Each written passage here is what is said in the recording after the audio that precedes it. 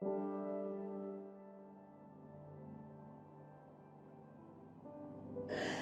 everyone, and welcome to A Crack in the Moon. That's my solo show going on now, and I'd like to take you on a little tour.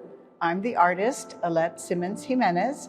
I am based in Miami and was invited up to the Museum of Arts and Sciences by Ruth Grimm, the curator, and I've been working on the work for about 2 years now, as the invitation came right at the beginning of COVID and everything slowed down, but it was wonderful for me because it gave me a chance to really engage in the work and my ideas, and most of all, coming up occasionally to Daytona Beach area and exploring around, going in the little pathways in the preserve area and on a boat out in the water and discovering all kinds of really interesting things that really inspired a lot of the works that you're going to see in the show.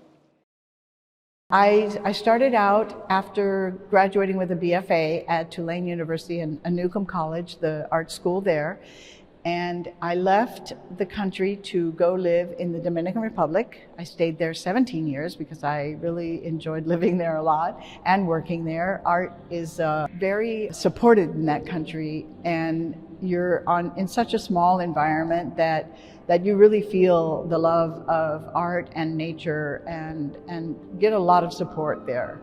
So my career kind of flourished when I was there, and I began as a painter because that's what I studied, and sculpture also.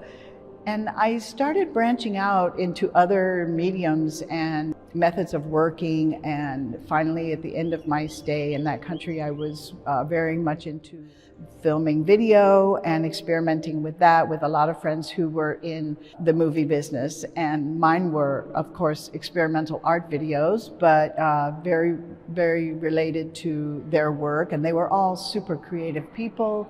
And like I said, willing to support artists in any way they could. So it was a wonderful young artist beginning. One of the things I loved the most was being able to work and wherever my heart took me, whatever medium I wanted to really express the idea I had in my head. It was a little bit of a struggle because that was, in those days, a little bit prohibited. It was like you need to focus on one thing and do it well, otherwise you'll never be a good artist. So that was a very difficult thing for me to do, and eventually I gave up trying even to do that, and I went with my heart. Whatever medium I felt interpreted my ideas the best, that's the one I would be working in.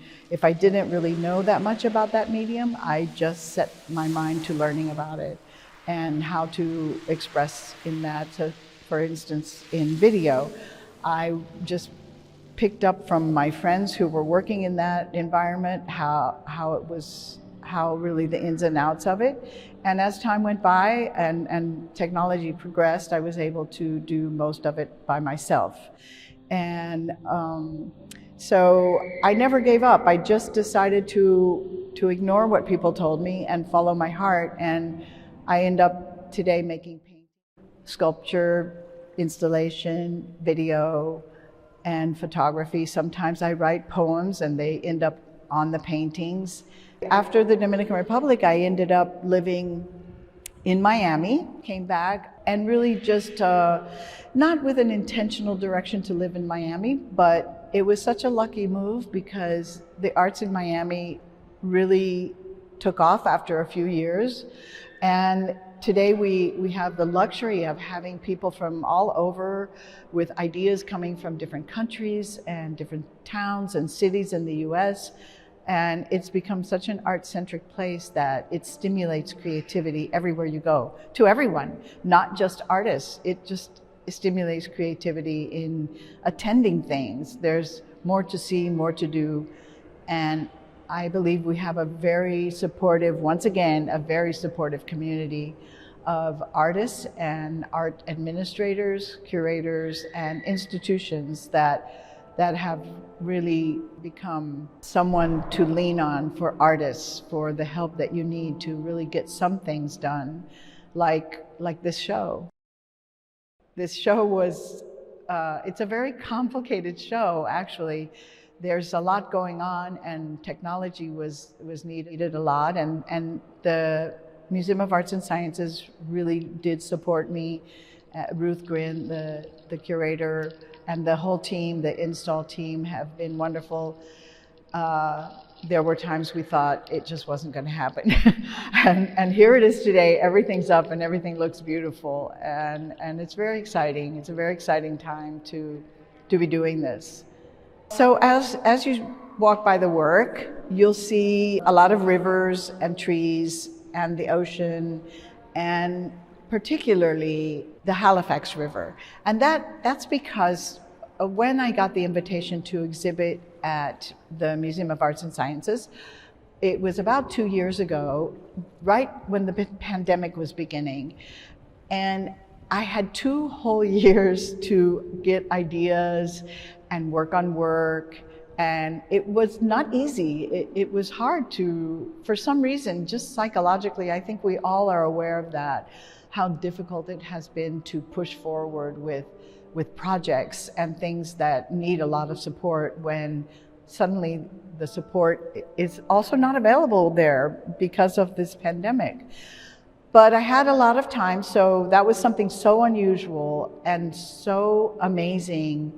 It really fed my creativity a lot. I was very surprised by it because I don't usually have a lot of time. Things happen and you respond to it really quickly. And this was lovely to have the work like percolate in my mind for a long time and kind of grow and morph and change. And then the final outcome has, for me, it's been tremendous. It's just a place that has the perfect setting for my work. It really is being shown off really nicely here. And there's 2 large photo murals of the Halifax River that came to me because I stayed in one of my several trips up to look at the nature here, and because I fell in love with the proximity of nature here. It's smaller, it's Miami, but on a much smaller scale. And it seems to me that nature is really much closer to you. And I loved that feeling that I could come and stay in a home that out the back door was the Halifax River really lapping up on the doorstep, literally. And one evening there was a sunset, and the Halifax River, the whole river turned this rose gold color, and I photographed it so many different angles, and the sky and the clouds and the water, and it shows up in the artwork in the show. And it started a trajectory that took me to the library, it took me to the internet, it took me to go in my car and visit different places. I brought up some new camera equipment and filmed video, which led to the video piece, the large projection on the wall in the space.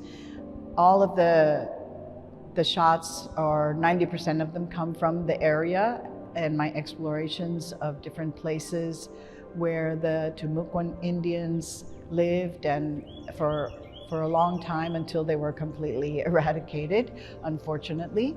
But their whole history inspired so much of the first people that lived here. It was amazing to look and walk on the ground where they probably were walking, and go on the river in a boat and get connected to that feeling of living really on nature and with nature.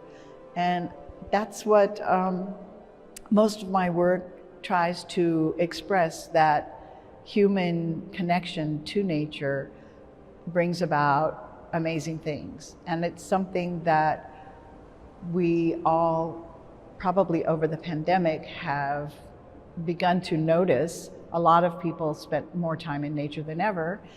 And it's such a wonderful thing that has come out of this horrible pandemic. To me, I think that it is a key to going forward on this earth, is to really connect with nature, because it leads us to a connection with each other, and to better connections, and to better understand humanity and our role in nature, not as the dominant force on this planet ourselves, but rather equal partners in the survival of our own race, with nature, with the animals, with the leaves and the trees and the oceans and the clouds. I hope that that message gets through my art to the visitors that come to the show.